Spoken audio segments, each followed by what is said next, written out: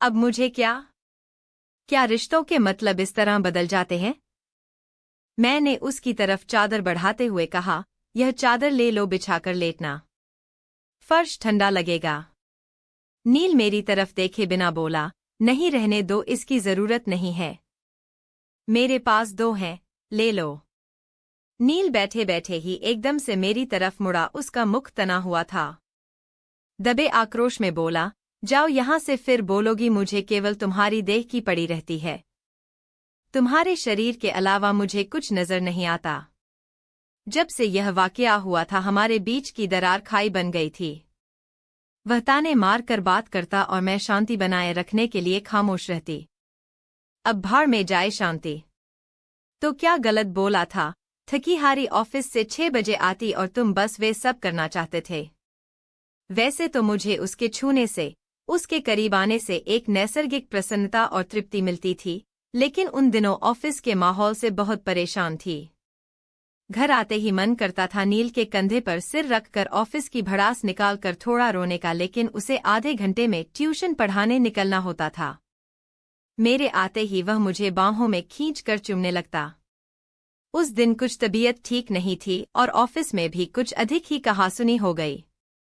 भरी बैठी थी। उसके करीब आते ही सारा आक्रोश उस पर निकल गया।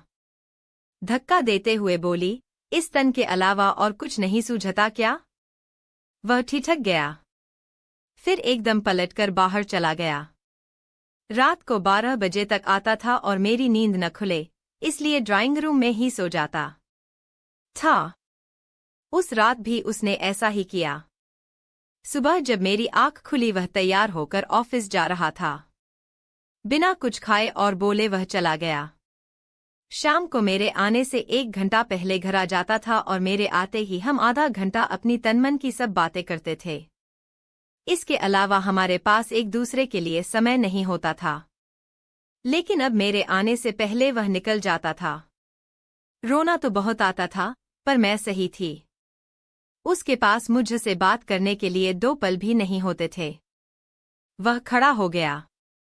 मेरे कंधों को जोर से पकड़ चीखते हुए बोला, तुमने उस दिन मेरे प्रेम को गाली दी। जीवन में अगर अपने से अधिक किसी को प्यार किया तो वह तुम हो। अगर केवल तुम्हारे तन का भूखा होता तो कॉलेज में 3 साल तक बिना हाथ लगाए नहीं रहता। मन तो तब बहुत मचलता था, लेकिन वादा किया था कि तुम्हारी इज्जत से कभी खिलवाड़ नहीं करूंगा। वही तो आधा घंटा मिलता था, करीब आने का सारा दिन बीत जाता तुम्हारे बारे में सोचते सोचते। तुम्हारे नजदीक आकर पूर्णता का एहसास होता, स्फूर्ति आ जाती, दुनिया का सामना करने की ताकत मिल जाती। मेरे प्रेम की अभिव्यक्ति थी वह, तुम में समाकर इतने गरीब हो जाने का एहसास था कि लगता हम एक हैं। उसने मेरे कंधे छोड़ दिए, आवाज थरथरा रही थी।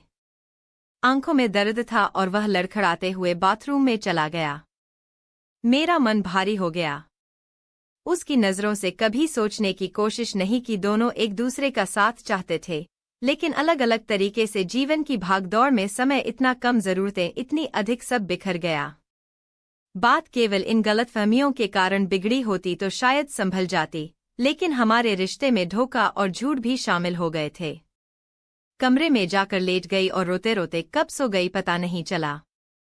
सुबह फिर बाहर के दरवाजे के खुलने की आवाज से आंख खुली।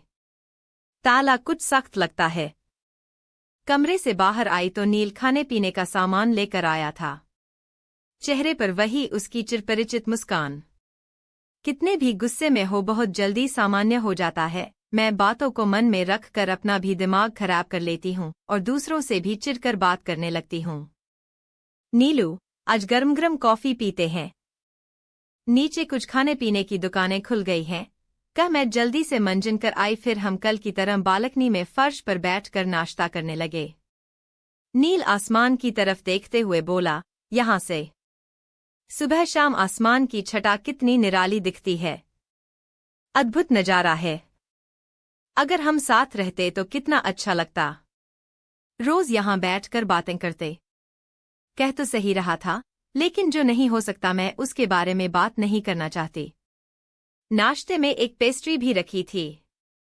हम अक्सर छोटी से छोटी खुशी सेलिब्रेट करने के लिए मीठे में एक पेस्ट्री ले आते थे। दोनों आधी आधी खा लेते थे। यह पेस्ट्री किस खुशी में? याद है, आज ही के दिन हमें मिले 4 महीने हुए थे और तुमने मेरे साथ डेट पर जाना स्वीकार कर लिया था। तुम भी कमाल करते हो, न जाने कैसी छोटी छोटी बातें याद रख लेते हो। वह डेट वेट नहीं थी, कॉलेज कैंटीन में बैठकर कॉफी पी थी बस। केवल तुमसे संबंधित बातें ही याद रख पाता हूँ। कैंटीन में उस दिन साथ बैठकर कॉफी पीना एक महत्वपूर्ण कदम था। जब तुम पहले दिन कॉलेज आई थी तो हिरेन और मेरी तुम पर एक साथ नजर पड़ी थी। दोनों के मुंह से निकला था कि वाह, कितनी खूबसूरत लड़की है। हम दोनों के दिल पर तुमने एक साथ दस्तक दी थी। हमने निश्चय किया कि हम दोनों तुम्हें लाइन मारेंगे और जिसकी तरफ तुम्हारा झुकाव होगा, दूसरा रास्ते से हट जाएगा। उस दिन कैंटीन में कॉफी पीते हुए यह खामोश ऐलान था कि तुम मेरी गर्लफ्रेंड हो। मुझे ये सब नहीं पता था। हिरेन ने शुरू में मुझे प्रभावित करने की कोशिश तो की थी। नील गुलाब देता तो वह गुलदस्ता लाता। वह पैसे वाले घर से था, इसलिए महंगे तोहफे देता था, लेकिन मुझे नील पहली नजर में ही भा गया था। उसके हंसमुख व्यवहार और केयरिंग एटीट्यूड के आगे सब फीका था। धीरे धीरे हम दोनों समझ गए थे कि हमारा एक दूसरे के बिना गुजारा नहीं और हमारे परिवार को हमारा साथ गवारा नहीं। नील के ब्राह्मण परिवार को मेरे खानपान से दिक्कत थी तो मेरे माता पिता को नील की आर्थिक स्थिति खल रही थी।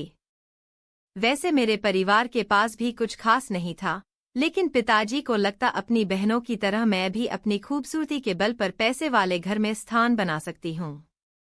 स्नातक करते ही हम दोनों ने शादी की और जो नौकरी मिली पकड़ ली, फिर किराए का घर ढूंढना शुरू किया। कुछ 10-12 हजार से कम का कोई अच्छा मकान नहीं मिल रहा था।